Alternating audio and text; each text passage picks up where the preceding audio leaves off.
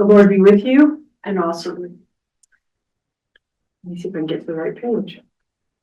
God of our wandering ancestors, long have we known that your heart is with the refugee, that you were born into time in a family of refugees fleeing violence in their own homeland, who then gathered up their hungry child and fled into an alien country.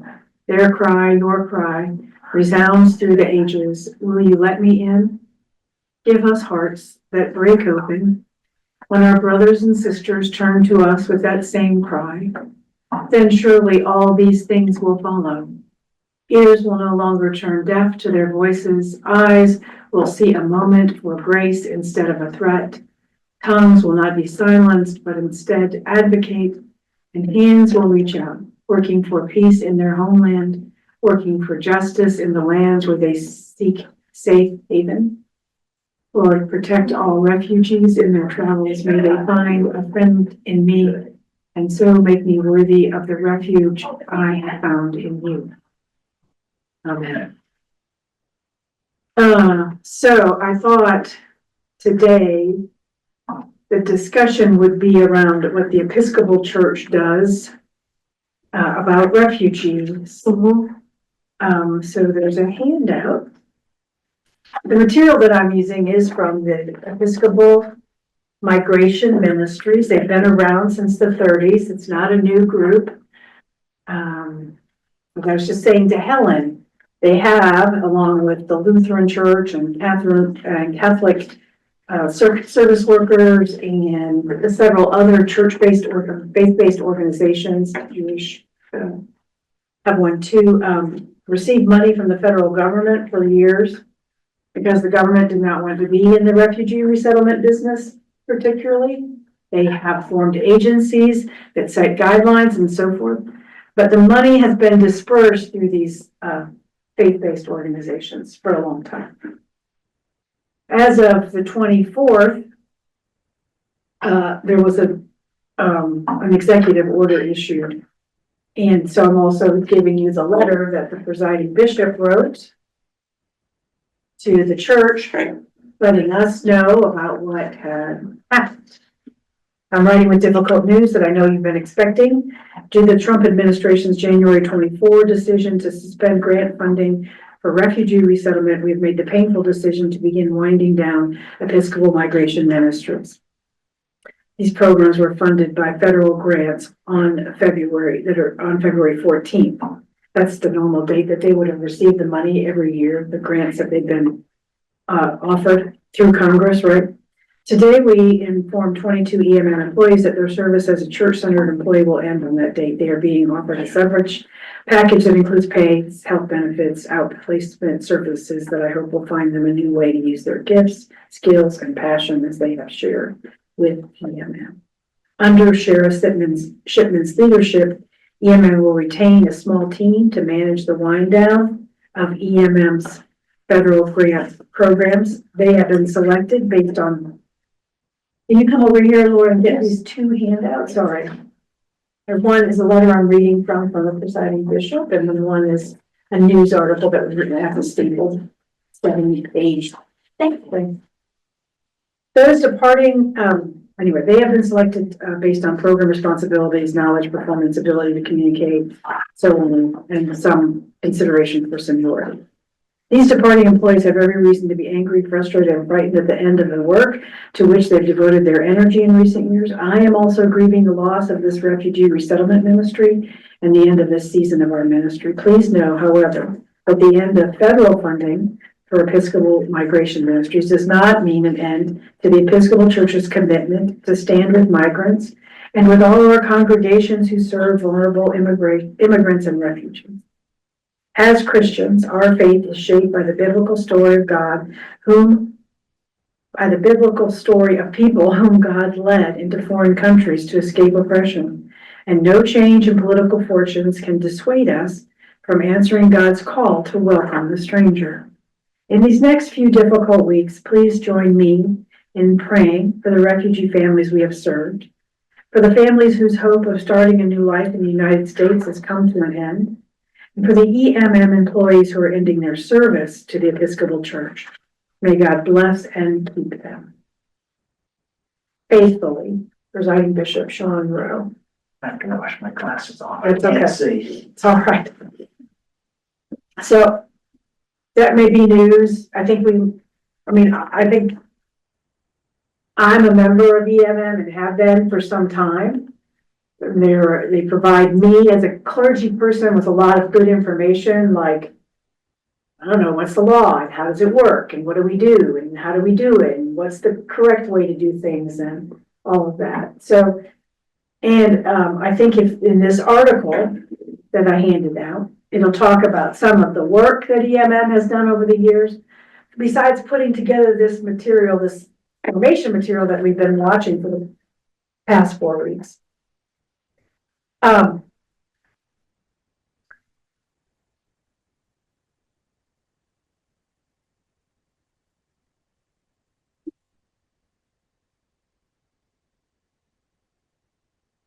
think the first page is what we already knew happened, right? The first page of the news article. This is the news is Episcopal News Service, which, you know, you can get delivered to your inbox if you wish, which does cover the news of the church and then how sometimes the world impacts the church. So if we turn to page 2,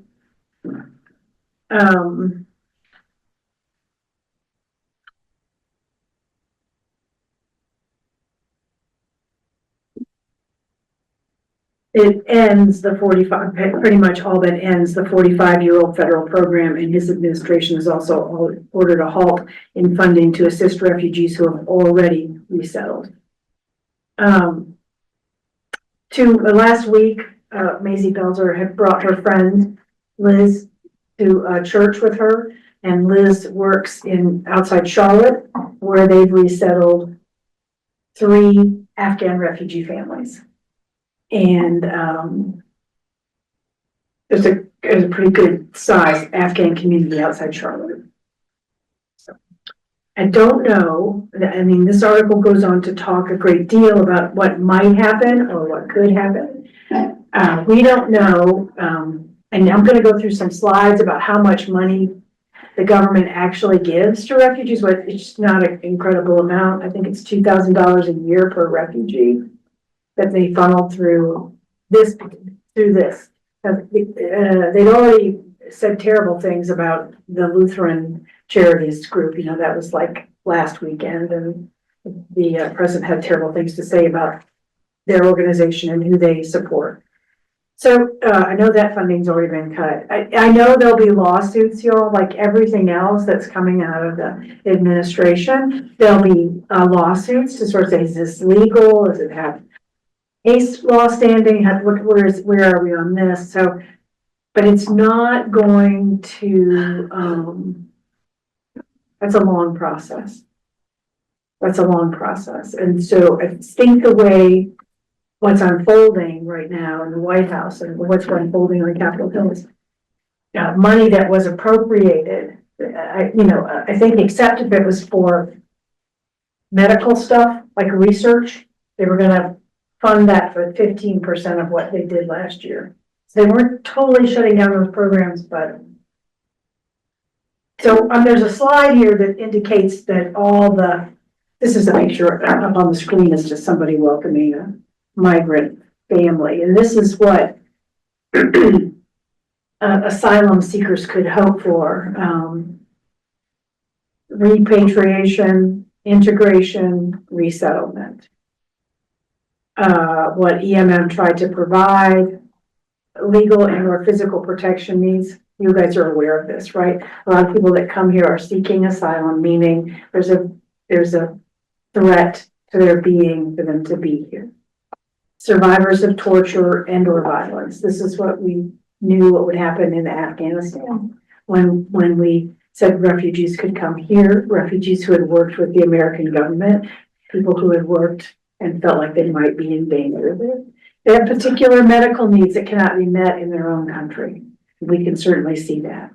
You live in Sudan, it's not likely you're going to get the kind of care that you might could get here. Women and girls at risk, of course, this is all over the country. This is where human trafficking begins. This is all the things that you read about. bringing people together whose families are already here. Children and adolescents at risk, that might mean, if you remember, the Lost Boys of Sudan. You remember, we brought a lot of young boys who had been orphaned by many of those conflicts in Central and Western Africa, came over here. My cousin brought one, but it was Uganda, Uganda, there's a lot of that, yeah. and this was 35 Yeah, years. yeah, right. So it's not new. We haven't just started doing this in the last 8 years. That's right. Children and, so we did that, and lack of foreseeable alternative durable solutions. So in places that are in the center of a civil war, perhaps, right? You could claim that anything sort of in the Middle East, or places where it does not look, Yemen. Does that look like that's gonna be solved anytime soon? Or Haiti. Or Haiti, right? Is that gonna be solved soon? Probably not. So anyway, this is what asylum looks like. And so a part of the deal with asylum is that now all these, we have different names for it, right? We had temporary protected status. That's what people from Venezuela came over on. That's many Haitians came here that way. That's all been revoked. There is no longer any temporary protected status. So if you were in the queue, if you managed to get in the queue, if you're in North Carolina, you can look, I don't know, maybe you have to be a lawyer, but I happened to see the statistics last Friday. Lawyer, even if you, prior to all this, judges in North Carolina were routinely denying asylum at the rate of 98 and 99%. Very red state. Yeah. I know, but judges are supposed to, I don't know. Anyway, so they're judges who are concerned about their political, I'm sure, career. So anyway, so we don't have a great track record here anyway. People have been waiting, I've been talking to immigration lawyers, some people have been waiting 12, 14 years to even get an asylum here. 8. But they have paperwork to say that they're in a queue. It's a thing, it's happening. But now there's not gonna be, it doesn't matter, there's no more queue. There's no more line, there's no more of that. So it's a lot to take in for me. It's been a hard last 2 weeks to sort of take all that in. We are not a community who has done much in the asylum or companioning people. They come here because of other people, like their families, relatives, people they know are here. There's a community of people already here. And so they rely on that community in order to be assimilated and to do some of the work that asylum grantors would give, that the church would give. So here is, we have a whole different issue because we just need to develop allies with the people that we live with. We need to see how is it that we can use our privilege in their cause. What does the young lady that has her office here say? Yeah, I'm on the board of her organization. So that's what they say. They say that they're trying to issue powers of attorney for parents so that if they get deported or detained, that their children will be cared for by someone they select, not the Department of Family and Children's Services. Now, how does it stand with birthright citizenship? Has that? Again, it's luckily, this state is one of the 19 states who have filed to say that, to challenge that. We have a good governor, I believe. Yeah, we have a And good our last governor was, in my opinion, excellent. Yeah, he's good. But he's, got a total Republican, much like our own national government. He has a total Republican. Right. Both Senate and But House. the Supreme Court judge that was trying to change the vote for a young lady that was elected, he finally lost on Friday, which is good. Yeah. But he's gonna appeal it to her. Well, he lost his appeal. Yeah, so it's, yeah. So I felt, our role here, which you'll be hearing more from me about this in weeks to come, because it's gonna be working with churches to sort of see what kind of programs we can, offer, explain, do people understand, what this means and what your role is and how you can help, and then how we can start introducing legislation for adequate immigration work, right? Like, what does that look like? Because some immigration will happen. How will it happen? What should it look like? What are the plans? What does it think? So we could perhaps help and work on that end of what would responsible immigration look like? And what should we do with the people who are here, as opposed to just taking them to Guantanamo? I don't know, that doesn't sound like a Christian response, so, I can understand a lot of things about, that, I can understand that, but there's a lot of things I can't understand. So if you'll turn in your little thing I gave you, your little handout there, you'll see that very familiar, poster that represents Episcopal Migration Ministries. If that's on page 3, and it says, in the name of these refugees and all refugees. So a little bit of the information about EMM, that during the 1930s in Southern Ohio, the church began welcoming refugees fleeing Nazi Germany. And this is the 1938 poster on the Gospel of St. Matthew. So it's been around for a while. Not new. Just want to say, I've talked about this before in here, as a child growing up in the Episcopal Church, we sponsored families from Laos and Cambodia and Vietnam in the late 70s. We sponsored people from Bosnia and Serbia in the 90s.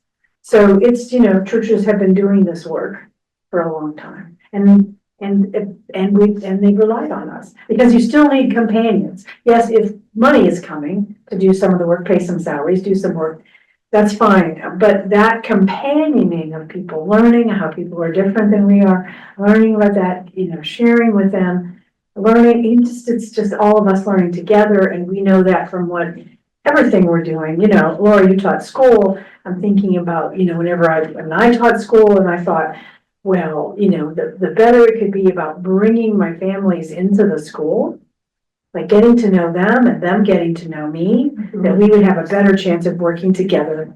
This is in inner city schools, to have better chance of working together to sort of address some of the issues that they were facing that I wouldn't know. I didn't grow up in an inner city. I wasn't an inner city kid. I just happened to choose that as my place to work. So, because I wanted to do something. That's it, right? And I knew that when I could get people together, that usually happened.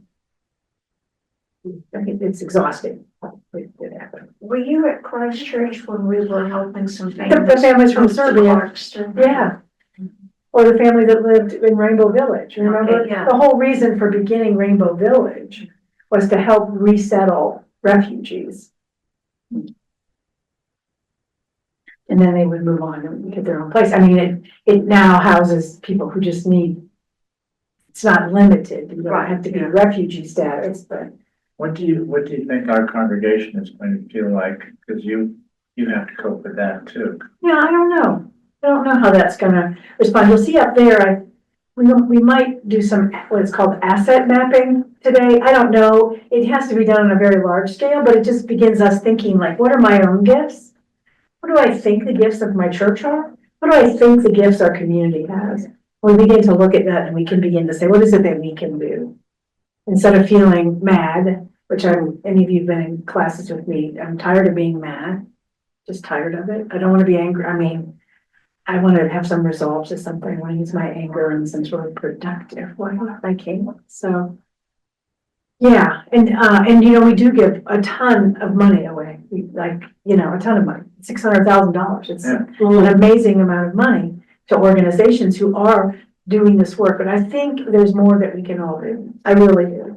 I think that's a great, I'm not suggesting we stop. I'm not suggesting people stop buying things from the barn or we don't give money away that way. I think all of that should continue, and what can we add to it? What can our advocacy look like? Is it postcard writing? I don't care, I'll start there.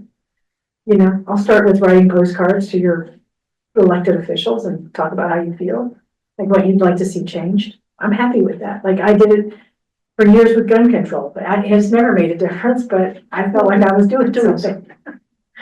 I've done it with immigration when I was in Portland. So none of this is new in some ways. It's just like a deeper cut. This has been going on. People have been being stopped at the border forever. People have been being detained forever. It's just a deeper cut. My wife's wrote, and I did too, but I haven't checked my email. Chuck Edwards, who's the rep, Right. US rep for this area. And he wrote back because I don't like him, so keep that in mind when I talk. He wrote back that he's completely in favor of Doge. Yeah. He's horrible, excuse me, I'm in church. Who's horrible? I can't. Chuck Edwards, he's our local US representative in, government in DC. I think he lives in like Flat Rock or somewhere over in that area. Outside Hendersonville, yeah. I also wrote Tom Phillips, but I haven't seen. Well, I wrote to Tom Tillman, Yeah, and I got an answer the same. I Everything's don't know. wonderful. I love everything. Yeah. It's gonna be good. I don't agree. No. yeah, I used to think he was reasonable, but after some last things No. that he's, Well, my wife's very close friends with our two ministers. We're from Miami, and she talks to them every day or every week. And they're just as upset as you are. So don't worry, you're not the only Episcopal No, minister. I mean, that's why I wanted to read the presiding bishop's letter. I think he sets a tone. He has the power of the pulpit or the power of a bully pulpit or whatever. He's got that kind of power. He doesn't have any, I don't know what you want to say. He's not gonna fire me if I feel differently than he does. He doesn't have that kind of power, but he's got the power that says to remind us all, what is the gospel telling us? What does our church tradition tell us? And then what are we to do with that? Like this is not, we're not just acting out of some kind of personal self-interest. I don't believe so. That's why I would start with that, because that's important to me. It's important that he says it. It's important that we've been fighting for this for a long time. It's important that we see this connect to our own biblical story. Right. I don't care if it's Abraham called out of one place to go to another place. You know, I mean, it's that far back. It's, you know, so, people of faith have a responsibility, and I don't think it's being demonstrated in a way that I appreciate, I mean, outside of our church, it's not being demonstrated well. I mean, other good people. The Lutherans, the Methodists, they all feel like we do. Yeah, Yeah, the good people. cashiers from Miami, they're the same. Yeah. So I have to figure out like how to use my privilege in a particular way. I think it's gonna be much harder than we expect. Yes, sir. I do too. And, you know, the courts and all that stuff, that's not gonna work. It's gonna be something else. What do you think it might be then? I'm not gonna tell you right now. You have to. You can't keep it a secret. Well, I don't know, so I don't. Okay. So the Bureau for Population, Refugees, Migration and Resettlement Support Centers include Church World Service, International Rescue Committee, International Organization for Migration, and Catherine Migration Commissions. You can see they're located all over the world. They've been funding these organizations all over the world. RIC. Also very different from USAID. So, but this is where the federal government had, under the Department of State, this is where the federal government had said, well, this. Now, this is what they call soft diplomacy, right? This is what we've been practicing for years, where we say, you know, this is how we're trying to make things like, you know, better in your country where we can. Has it always worked? No, it hasn't always worked. Is it terrible? Not as our friend Elon Musk said it was an apple that was no longer an apple, but just something filled with worms. So we don't have to agree with it. So you can look at the grants that the churches receive, $2,100 per refugee. That covers the refugees' initial needs like apartment rent, utilities, groceries, public transportation, school enrollment, and also for the first 30 to 90 days. Again, I'm giving you old information because right now it's not going to do anything. But I'm trying to show that we're not, yes, it probably adds up. I get it. It's real money.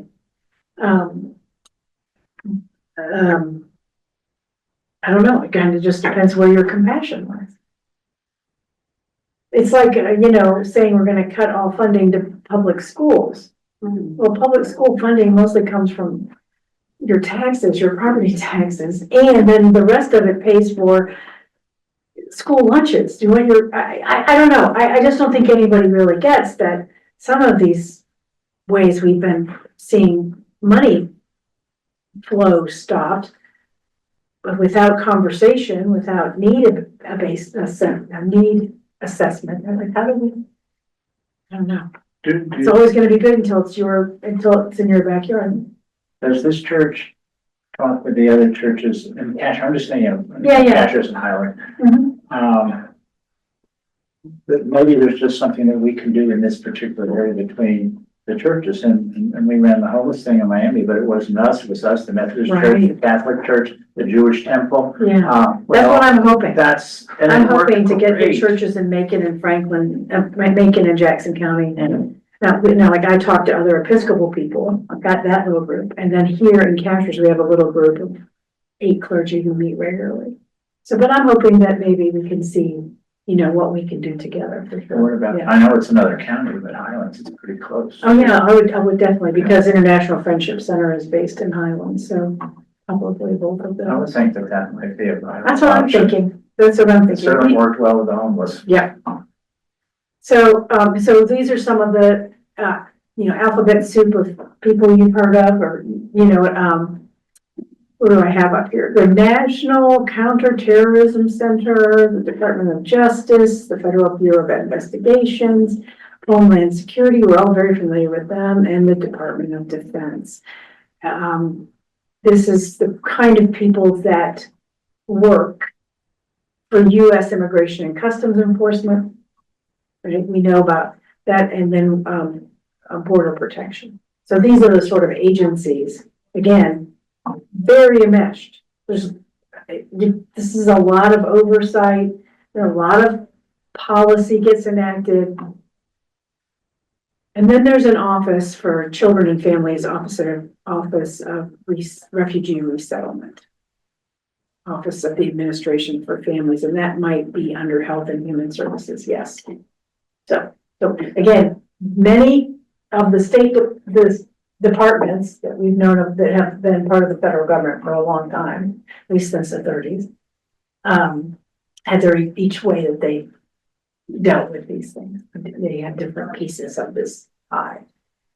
So these are some of the nonprofits and agencies that might offer medical assistance or job training or community support, like they have ESL listed there, like in language programs. So you can see that this would be going on over a period. That first one was a period of like 3 to 6 months. What do we do right away to get people in a house, in school? Now we're 6 to 8 months out. We're now what's school gonna look like? How do we get training that we need? How do we get language skills taken care of? Yeah.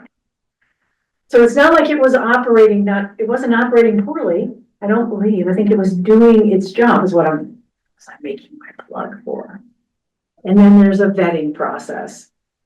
So you can see how this gets complicated. You can see where things can fall through the cracks. You can see how people can vie for power. I don't know. I mean, it's a lot. It's not an easy process. So you have the UN Refugee Agency, that's stage 1. They might make a determination. Everybody who lives in Haiti is, we know what's happening there. Stage 2, there's a resettlement support center. Stage 3, that's the 4 organizations we just saw on that last slide, the Border Patrol and all of that. 5, again, there's screening and medical screening and recurrent vetting, and we're still looking. Do you have a criminal record? Yes, they're examining all that. And this is using a legal process for entering the country. This is what you go through. So, at any step along the way, I have to imagine this is dehumanizing. I get, we want to check it out, whatever, I know. And then, the last stage would be, cultural orientation classes and resettlement location chosen. That you go through all of that first. You don't walk in, they don't give you an apartment. You don't walk in, they don't give you some cash. You don't walk in, I don't know what people think is happening, but that's not what's happening. They're jumping through all the hoops. And they're not, and then it's not like this is my family, and so it all applies to my family. No. Each person in the family goes through the process. There's not a one size fits all. I don't think it used to be quite as difficult, because I used to see the kids who come in and the Right? Venezuelans. Yeah, but they weren't coming in legally. Oh, they weren't coming in legally, they were coming in on boat. Right. This is the legal process, and you can understand why. Doesn't work. Yes, exactly. I guess that's the other thing when people say, well, they should just do it the legal way. Well, of course, shouldn't we all? But it doesn't, I just finished reading this novel called, The Little Stars. And it takes place in England right after Brexit or at Brexit. And it's just about 2 families who couldn't be more different. One, a Muslim family, one Protestant, probably not a secular family. And then the two of the teenage children fall in love. So it's a Romeo and Juliet story. But it involves the kind of process, which the process in England, beloved, is just like this. It's not any different. So, and then just the animosity that rose up about, why we want to leave Brexit. It's just the mindset, like, because we are white and we don't want to have anything to do with them accepting all those immigrants in Europe. I mean, it's an underlying thing. Do people talk about it like that? Well, no, but their actions belay it. I mean, it's just. What does the police force in Jackson County, what's their posture? I know what the posture in Buncombe is, which I think is very good. Yeah. But I just don't know. But No, here in Macon and in Jackson County, they've agreed to support ICE. HB10. Oh, they agreed, well, they did not agree to support them then, either Asheville or Buncombe. No, it's different, it's county by county. So, for example, Rob tells the story, his daughter works in, the county where Boone is, where the university is, right? Yeah. Starts with a W. I've been there. But just north of that, it's Avery County. Yeah. So Avery County officials told their teachers, ICE comes, you let them in. County and Boone County said, no way, we're not cooperating with anyone. We don't have to, it's not the law. We don't have to do that. So just county by county, and here, the sheriff supports HB 10, which is, can deputize you for immigration. Well, they go into the schools and churches here. They can't, what people will do, I don't know. It's still, the law is you still have to have a warrant. We, for ELL, are gonna have signs that say this is a private event. They're not supposed to be able to come. I can't keep them from going into church. The police, you mean? Yeah. So, because it's public, I'm not gonna stop people from going to church, so. I mean, unless something else would change, TK, right? You know, you might wanna reevaluate if something else happened. So I think we're not losing them, we're figuring out how to do ELL hybridly, online for people who don't wanna leave their homes. And then for people who feel comfortable coming here, then we'll do it here. So it'd be half and half is what it looks like right now in our original survey. So now we're just trying to get our technological ducks in a row. Well, it's too bad we can't have more church members at this meeting. Well, that's right, and it starts small. It starts small, and it's a Sunday school class about loving your neighbor. I'm sure not everyone knows I was gonna go into this kind of detail, but it starts small. It's not gonna be the last we hear of it, but if you look on this map, you can't really see it, but you can tell that there are a lot of reception and replacement program affiliate sites. This was not a limited thing. This is the kinds of places that would receive people. And for example, there is one in Miami, there's a couple in Charlotte, right? These are the places where people could feel like the locus of how to get this information that I just showed you on that. How do you help? So this is pretty much what Carla does now. Most of her work, unfortunately, it's not fine. She's a social worker, but most of her work has been, I have an asylum date. Will it be kept? I've filed for asylum and I haven't heard. This is Carla saying that, or people saying? There's it to people her? saying to her, that's what she's been doing. That's her work. So we don't know sometimes, so we're working closely with several immigration lawyers, and fiscal legal has a whole and immigration lawyers, so we're, Well, we have their site.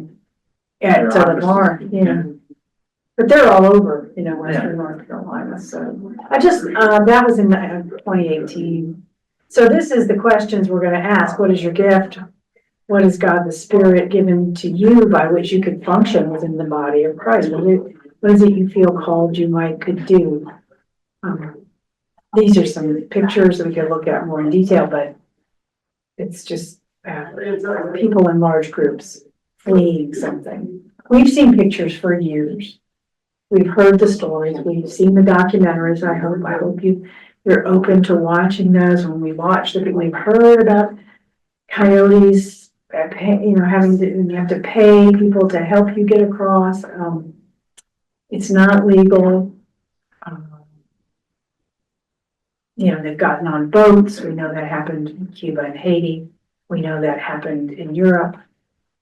Thousands of people getting on boats from Africa, from Yemen, from Morocco, trying to get across to Gibraltar or an island, or making their way through Greece. Or we've seen it and earlier in this, a couple weeks ago, I showed you all a map of the migration in the world, and the migration coming into America. While it may feel taxing to our systems, as we've been told, it's about less than 3% of the migration that's happening around the world. The lady who cut my hair in Miami swam across the Rio Grande. Another friend of mine took a boat down from Key West to Cuba to pick up his grandfather.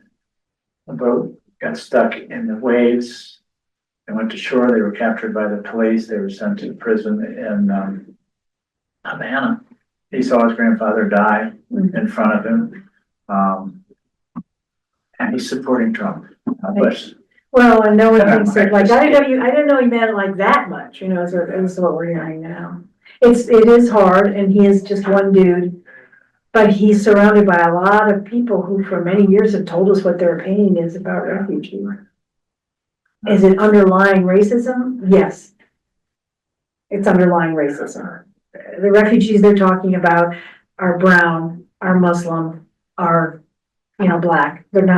It's not white people coming from England. I mean, that's not the kind of refugees they're worried about. So, and there needs to be a process by which it could happen, and could happen in timely ways, not 10-year backlogs, not 15 years waiting for an asylum hearing. No wonder people come here. You apply. Okay, so many of these people who crossed illegally, if we're going to use that word, without documentation or permission, I don't know that's better. They have been applying for years for asylum from their home country. They didn't just get up one. I mean, maybe there were some, but most of them have been applying through their own consulate, through the American consulate in that country, for admission to America, based on economic reasons, often because we know about what's been happening in South and Central America for a long time, and we probably had our hand in some of that.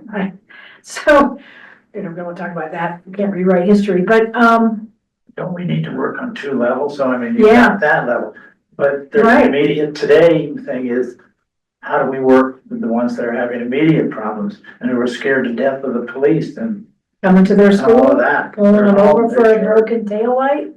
I would think that's what we would want to concentrate on first. Well, that's what we can do. Absolutely correct. But we do have to also work on what does effective policy look like? We Right. can't just always, somebody said it the other day, I wish I could remember who.